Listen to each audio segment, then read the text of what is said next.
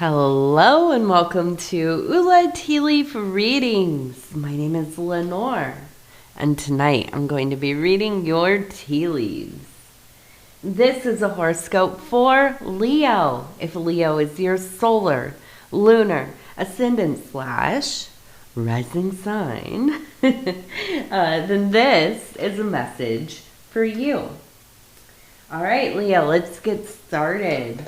And so tonight we have the Star card, which I'm so happy to see. It is very much about our future plans, our goals, the things that we've been just absolutely grinding for, right? And so seeing this at the end of the year, I think today, let me look at my watch. I think it's the 29th. When I'm recording this, so this will be out on the 30th, the night before, or the day before New Year's Eve, the day before New Year. And so yeah, it makes sense. We're reflecting on the past year, right? We're thinking about how are things going to be going in this next cycle of time. So let's go ahead. We're going to take a look. And we're going to see what do these tea leaves have to say. And I want to tell you thank you. Off the top, thank you. Thank you for clicking on this video, taking the time to check out this reading. I appreciate you. Welcome to the channel. If you're returning, welcome back. Let's see. What are the tea leaves going to say? So, now, if you haven't subscribed yet, please think about doing that. You can hit that little bell. I guess when you hit it, it tells you when the next readings are coming out. And if you want to hit that like button or leave a comment, I would love to hear from you. Okay, so I feel like we had maybe a little bit of... So I'm seeing we have the house. We have a house right up here. It reminds me of like the little Monopoly houses, right? I don't know what the new ones look like, but the old school vintage board game, right? It just had that little boxy thing. We have a person sitting over here looking towards the sky above the house. It also looks like we have... Now this one looks like a stationary bike to me. And for me, yeah, listen, it could be that you are working out, doing intentional movement. But what it feels like is kind of this, I'm pedaling. I am going so hard. I'm trying to, just take off out of here. And I'm going nowhere. I've done all this work. I continue to do so. And I feel stuck. Yeah, we all know that feeling, right? You do everything you can, and it's like your tires are just spinning. Okay? And so I feel like, and I'm going down here, we have a person, you can see the head right here. Here's the arms and the body, and look, almost looks like it's casting away these hearts. Heart. We have a number 7. And so for me, I feel like there has been a loss of love. Or at least like having to put it away, right? Like it didn't just dissipate, right? It didn't just like all of a sudden, I don't love you anymore. I don't think about you anymore. No. This is like, okay, it's not working. This situation, this dynamic, these, circumstances. I love you, but I can't have you in my life. That's the energy, right? And now, this might be romantic, but it could also be family. It could be friendship. And so, I feel like this is tied around the home. So maybe somebody living with you could be an adult child. That's kind of the vibe I started to get. And also because, look, we have a person here who is standing. Here's the head. Here's the body. Oops, I touched the body. Arms raised, and we have the number 1 up here, like an old school one with like the little serifs on it. Almost wondering if this is the oldest kid, the oldest adult child. Now, please don't kick out the 10-year-old, right? That's not cleaning their room. Listen, we're all on, anybody that has kids in school, they're on break right now, and my goodness, are they wild or what? I feel like the house has not been quiet for even a moment. Maybe early in the morning when I get up to work out and start my chores. Yeah, it's a little quiet then. But my goodness. Yeah, don't send them out. No, this is something I feel like is a little bit more serious, right? Than being kind of agitated by like, where are all my forks going? Are they in your room? Yeah, they're in your room. They're like under the bed and stuff. No, this feels like maybe not an end, hopefully not, but setting boundaries. And really having to explore within yourself, controlling your reactions, right? Because it does. It feels like there's a lot of heartache here. This is a kid, a person, an adult, a child, a beloved person. And especially if it is your kid or somebody you raised, somebody that you've helped take care of over the years. And they're making decisions that you just can't understand. Now, I don't mean something silly like, oh, why did you dye your hair blue before Christmas or something like this. No, I mean, financial woe. Problems in their relationships, in their homes. Mistreatment by them.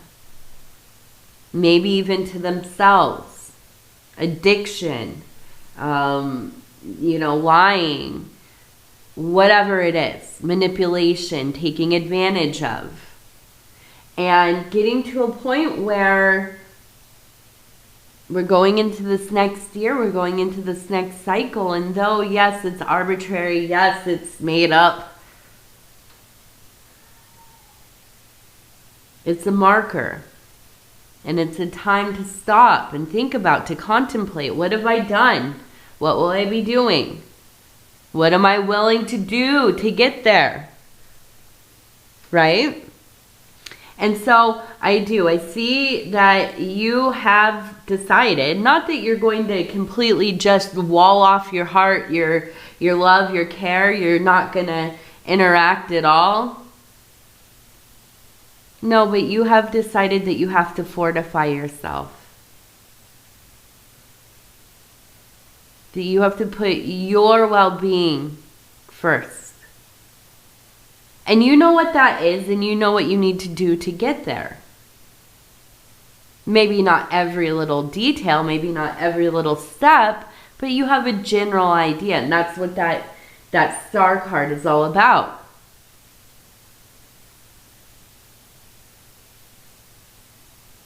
So here we are, at the precipice, beginning to implement some of what we know needs to be done.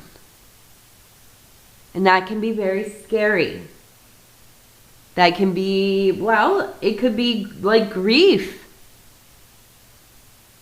Terrible pains of the heart, of the mind, of that psychic space. But it's transformation. When we are uncomfortable,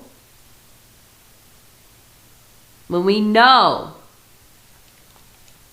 I've been walking around with a stone, not a pebble, a stone, not a smooth one, because that might not be that bad, but something, right? Something very uncomfortable in my shoe. You don't just say, oh, well, I'm just going to keep stepping on this thing for the next 3 miles. No, you stop and you take your shoe off and you shake it out.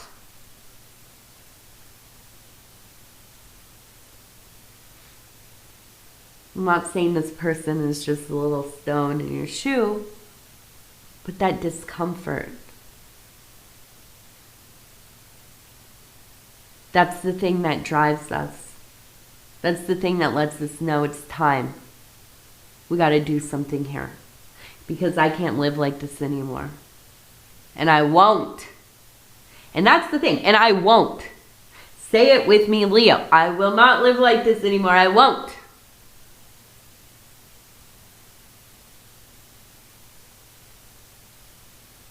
Let's continue. Let's see what else here.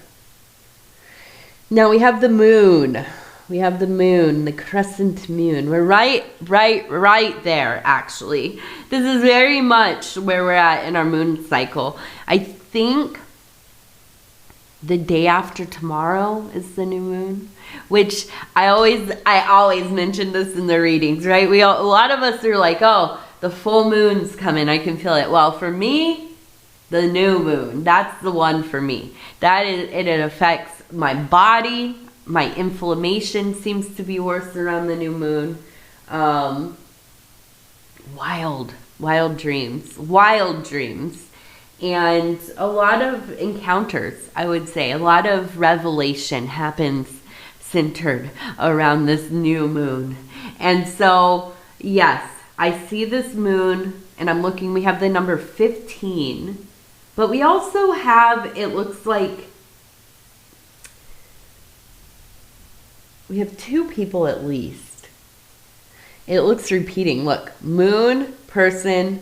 So we have the gibbous and what is the other one called? I'm always just like, oh, the waxing and waning of the moon. What is it called? I can't think of it. Let me look. Oh, you know what? I'm wrong. It's the waning crescent. So this one would be the waning crescent, and the one above is the waxing crescent up here. So waning, pouring out of, waxing when it's coming back in. Okay? And actually, I was wrong. Today is the new moon. Tomorrow is full. No. Let's see.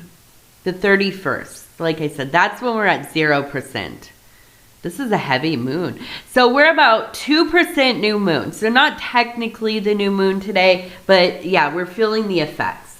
I know I am. So we have this, it's the ebb and flow, right? The tide coming in, the tide going out, pouring out of, filling back in, and back and forth, right? So we really do have this energy of, yeah, and I feel like it is really allowing yourself to accept what things are, right? We can't control the tide, but we accept it and we work with it. If you are somebody who lives near the ocean, or, I mean, and lucky you, if you live right on the ocean, then you know. It absolutely affects your days. It affects the weather. It affects, like, you know, are you going out on the beach? What time of the day? When are you going, you know, on your boat? Or it affects all kinds of things. Now, it might not seem like a huge priority to pay attention to. But it's like any other kind of weathery thing, right? It will affect our day. Maybe a lot, maybe a little bit. But we adjust ourselves, right? We adjust to what's going on. And so I see you really focusing on your ability, right, to be flexible, to be accommodating to yourself.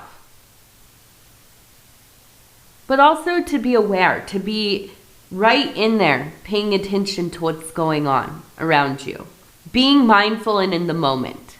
And I think this is so important to the work that you're doing. Because you are prioritizing yourself and you are rearranging aspects of your life, you are setting boundaries, and you are learning to live in a different way. I mean, that's it, really. Learning to live in a different way. So you have to pay attention. We must return back to, well, what it kind of feels like to be a child, if you can remember all the way back then.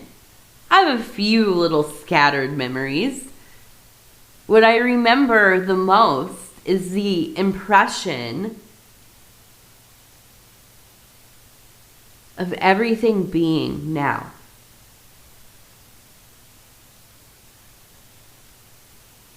Of course, there are things I wanted to be when I grew up, and I hoped for things to change. I had a difficult childhood and all this.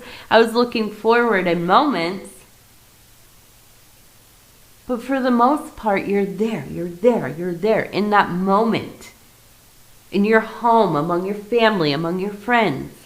Everything is right now. And there's an expansiveness of time. So yeah, you are able to really focus on that moment, that now. To do this work, we must return back to that posture as much as we can. To be here in the now. To notice what's going on. How do you feel? What are your impressions? How may you live by your truth? How may you implement your beliefs, your virtues in your daily life, in the way that you're living?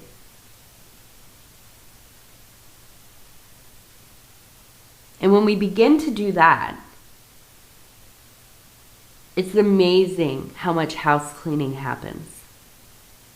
And I don't mean just in the physical world, right? I mean, it's amazing how many things fall away from our lives. And that might sound sad. And while it's happening, yeah, it kind of can be. But when you come out on the other side and you've decluttered your life, and you have all this space to begin the next chapter, I promise you, you'll forget how sad you've been. Because there's an excitement there. There is potential and opportunity and so many options.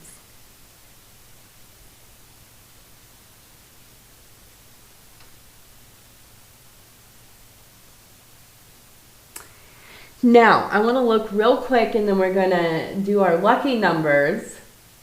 We have something about golfing. We have a person here on the green, it looks like, because we have the flag right here. Here's the flag. Here's the person. Here's the green there. We have a baby bird.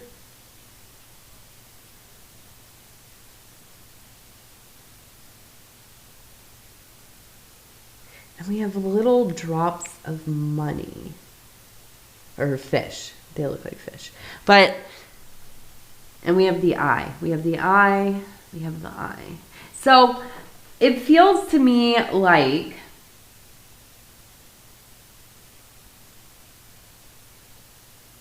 there's somebody you grew up with, and I think this maybe was like an older uncle, maybe grandfather, somebody older.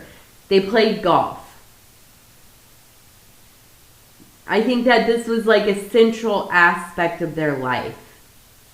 And I'm saying this kind of in past tense because I feel like they're either very much older, maybe incapacitated to some degree, or they have transitioned. And I think that, excuse me, I'm still getting over my flu that I had. And I think that they're leaving you money of some kind.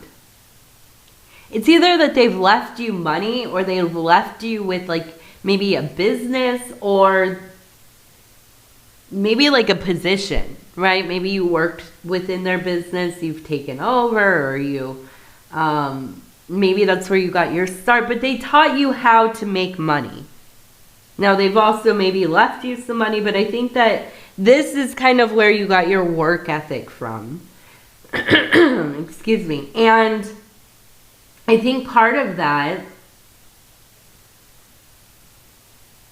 is that you never stop working. I almost wonder if you're in sales, to be honest. It feels like you're somebody who, when I was, in college and I was in my 20s, there was this big push towards all of the networking. Now, it might still be a big deal now. I don't know.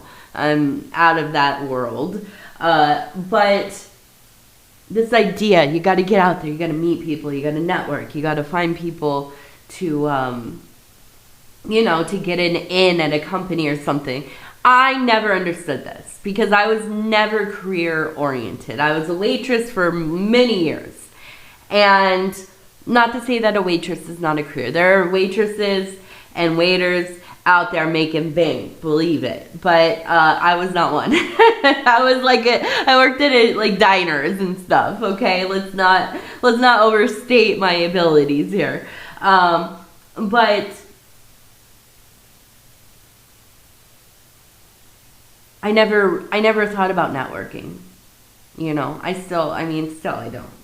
I don't even know what that really means. I wasn't in corporate America really or anything like that. But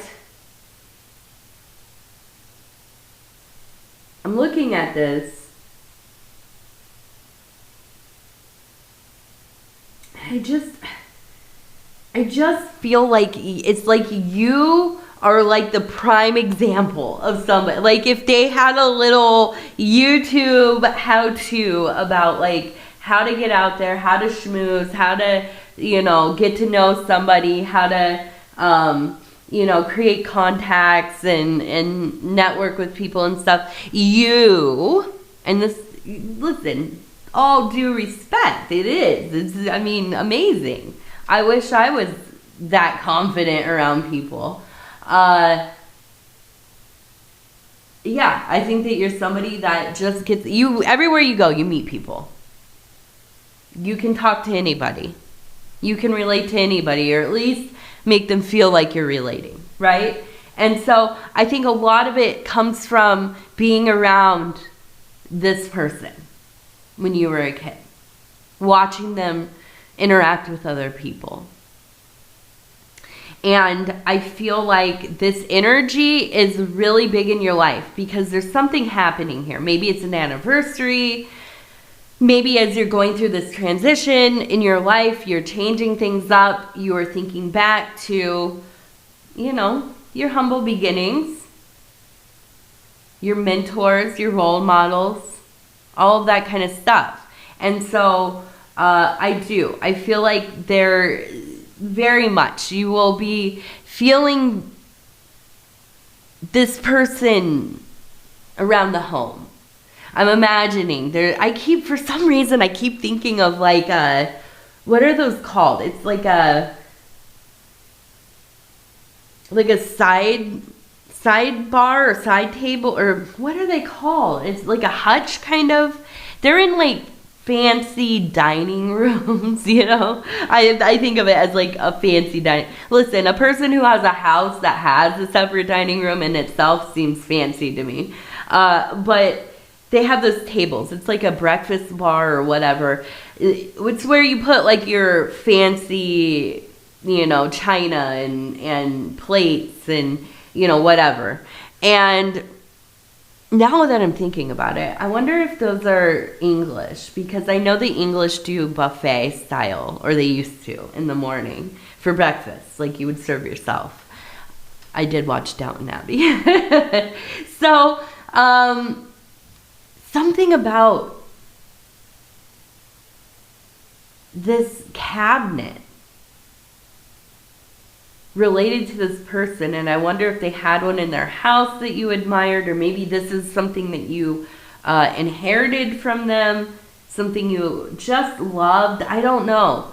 You know, when you're a kid and you're like in like your grandma's house or uncle's house, whatever, and they have neat furniture and you're like crawling around and hiding under the table and stuff, it feels like a whole different experience. And that's what it feels like to me, is like you had a beloved experience within this room, this piece of furniture. It's more than a piece of furniture. It's something that really ties you to that feeling of connectedness.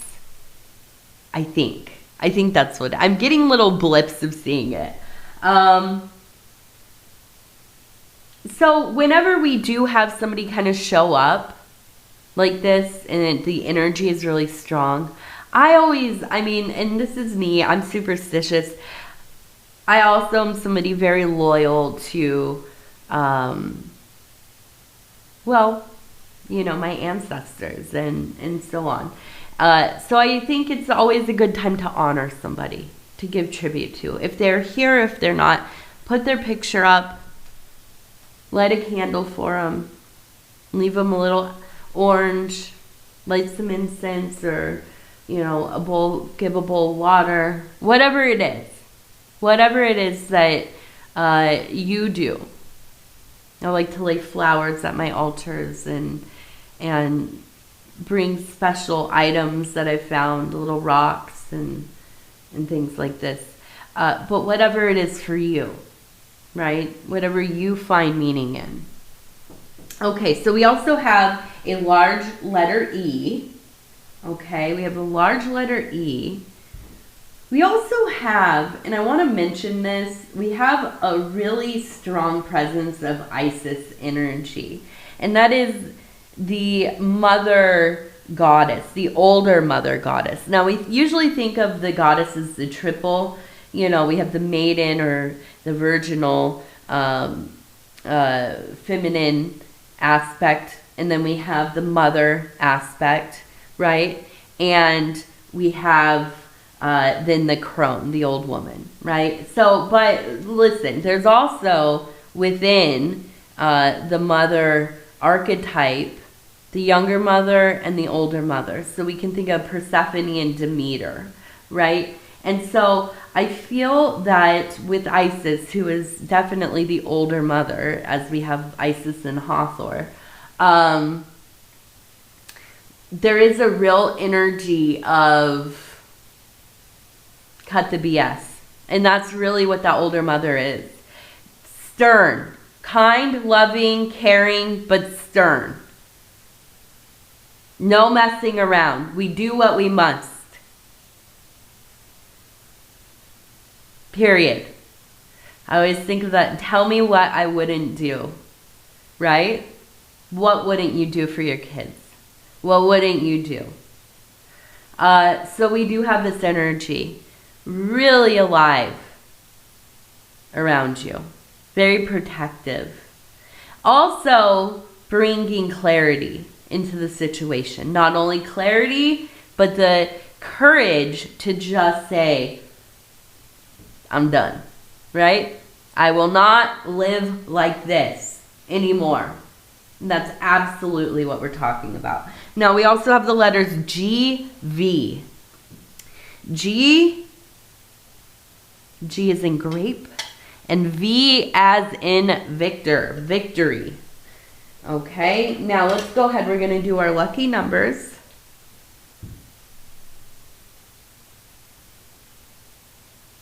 Number 24.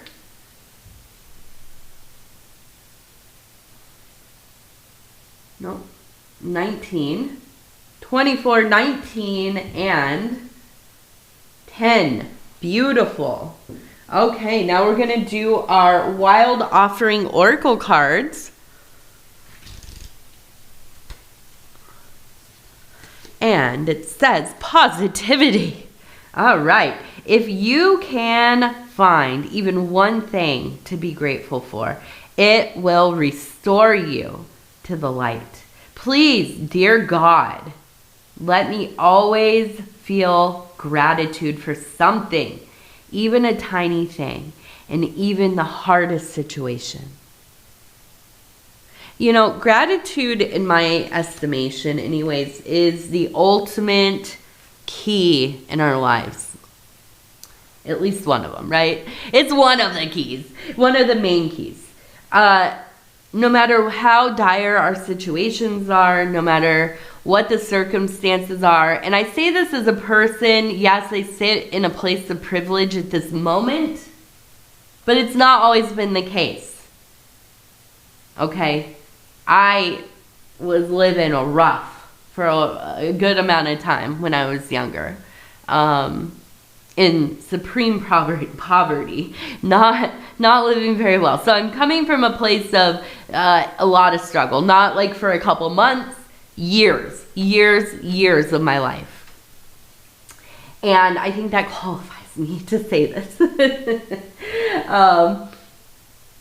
Finding a reason to have some gratitude, even in those dark moments, the dark night of the soul, even, right?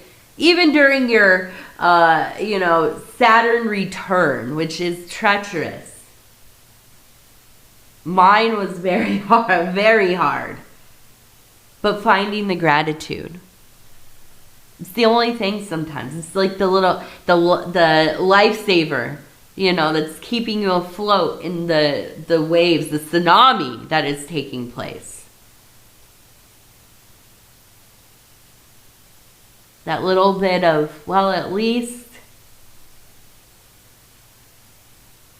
right? That little bit, it will see you through until you get out on the other side. And so really setting your intention every day, even in every moment that you think of it, finding something to be thankful for.